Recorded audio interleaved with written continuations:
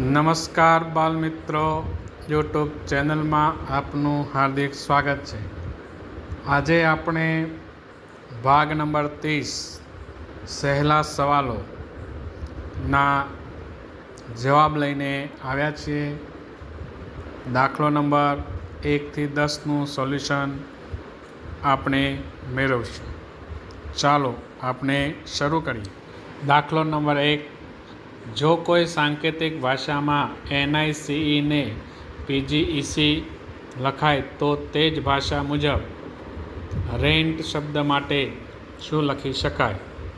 તો અહીંયા આપણે જોઈએ તો નાઇસ શબ્દના ક્રમમાં જોઈએ તો PGEC છે, એટલે અહીંયા આપણે સીધો ક્રમ છે NOP, એટલે બે મૂળાક્ષર આગળ.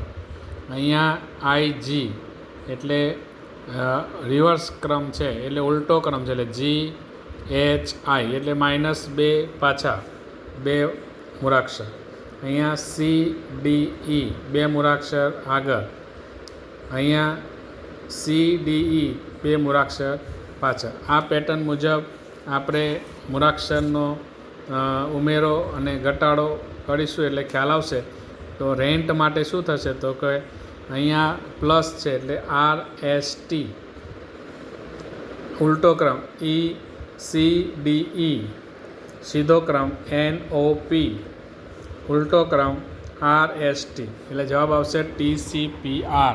એ આપણો જવાબ આવશે. ત્યારબાદ દાખલો નંબર 2, જો કોઈ સાંકેતિક ભાષામાં વીકને $9.2 અને સ્કીટ શબ્દને $7 લખી શકાય તો તે જ ભાષામાં વેઇટ શબ્દ માટે શું લખી શકાય? તો અહીંયા આપણે જોઈએ તો વીક માટે છે તેને પ્રમાણે અહીંયા $9.2 અને $. એ જ રીતે આમાં જે મૂળાક્ષર પ્રમાણે જોઈએ તો S, હેઝ, કે $I7TA, આ પ્રમાણેનો ઉત્તર હવે આપણે મેળવીએ તો વેઇટ બરાબર શું થશે? તો W એટલે 9, W એટલે 9, A એટલે 2, I એટલે 7 અને T એટલે @ એટલે આપણો જવાબ આવશે 927 એ આપણો જવાબ થશે. દાખલો નંબર 3, જો કોઈ ભાષામાં માર્ચને NBSDI લખી શકાય તો તે જ ભાષા મુજબ ક્લાસ શબ્દ માટે શું લખી શકાય? તો અહીંયા માર્ચ માટે એને મૂળાક્ષર જોઈએ તો MN, AB, RS, CD, HI. આમાં દરેકમાં સીધો ક્રમ છે, +1 થાય છે, એટલે તે જ પેટર્ન મુજબ આપણે આગળ દાખલો ગણીશું. તો C તો D, L તો M, A તો B, S તો T, S તો T. તો આપણો જવાબ આવશે DMBTT, આપણો જવાબ આવશે.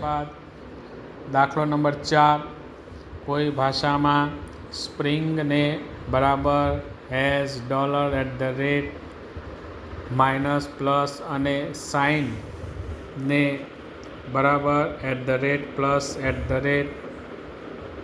લખી શકાય તો તે જ ભાષા મુજબ શિપ શબ્દ માટે શું લખી શકાય? આગળ આપણે જોયું તે પ્રમાણે S બરાબર P, has, R, $I, @ minus G plus S I, @ G plus N, @. હવે તે મુજબ આપણે જોઈશું તો S બરાબર આપણે શું આવશે? તો કે બરાબર H બરાબર C, I બરાબર @ P બરાબર હેઝ. આપણો જવાબ આવશે આ પ્રમાણે.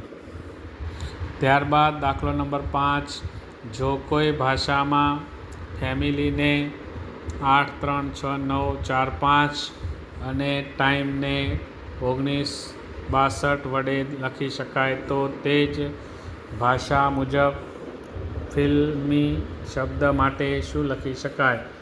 આ દાખલાની અંદર મૂળાક્ષરોનો ક્રમ અહીંયા આપેલો છે તે મુજબ જોઈએ તો F બરાબર અહીંયા છે 8, A બરાબર 3, M બરાબર 6, I બરાબર 9, L બરાબર 4 અને Y બરાબર 5 છે. આ ક્રમ આપેલા છે. અહીંયા મૂળાક્ષરો આપેલા છે. T એટલે 1, I એટલે 9, M એટલે 6 અને E એટલે 2. આ મૂળાક્ષરોના ક્રમ મુજબ આપણે ફિલ્મી શબ્દનો જે કયો અંક આવે તે આપણે જોઈએ તો F બરાબર આપણે લઈશું અહીંયા 8, I બરાબર લઈશું 9, L બરાબર લઈશું 4, M બરાબર લઈશું 6 અને Y બરાબર લઈશું 5. એટલે આપણો જવાબ આવશે 8, 9, 4, 6, 5. આ આપણો જવાબ આવશે. ત્યારબાદ દાખલો નંબર 6. જો કોઈ ભાષામાં યુનિક્યુને NUQIEU અને લેટરને ELTTRE લખી શકાય તો એ જ ભાષામાં જેન્ટલ શબ્દ માટે શું લખી શકાય? તો અહીંયા આપણે જોઈએ તો મૂળાક્ષરોને ક્રોસમાં ગોઠવેલ છે. U, N, I, Q, U, E. અહીંયા પણ આપણે જોઈએ તો L, E, T, E, R. તો એ જ પેટર્ન મુજબ આપણે જવાબ શોધવાનો પ્રયત્ન કરીશું. અહીંયા GENTLE અને નીચે શબ્દ છે EGTNEL. તો ક્રોસમાં આપણે જોશું તો આ પ્રમાણેનો એનો જવાબ જે છે તે આપણને મળશે EGTNEL. આ પ્રમાણેનો જવાબ મળશે. દાખલો નંબર 7. જો કોઈ ભાષામાં 72, 8, 56 ને મેટલ અને 73, 41 ને માઇન્ડ લખી શકાય તો તે જ ભાષામાં 13, 62, 77, 5 સંખ્યા માટે શું લખી શકાય? અહીંયા આપણે મૂળાક્ષરનો ક્રમ આ મુજબ આપેલો છે. M એટલે 7, E એટલે 2, T એટલે 8, A એટલે 5, L એટલે 6. M એટલે 7, I એટલે 3, N એટલે 4, D એટલે 1. હવે તે મુજબ અહીંયા જે ક્રમ અંક આપેલા છે એ પ્રમાણે મૂળાક્ષરો આપણે લખવાના છે. તો 1, 3, 6, 2, 7, 7, 5 માટે શું આપણે આવશે? તો 1 એટલે આપણે શું લેશું? D. 3 એટલે લેશું આપણે I. 6 એટલે આપણે લેશું L. 2 એટલે લેશું આપણે E. 7 એટલે આપણે લેશું M. પાછા 7 એટલે M અને 5 એટલે લેશું આપણે A.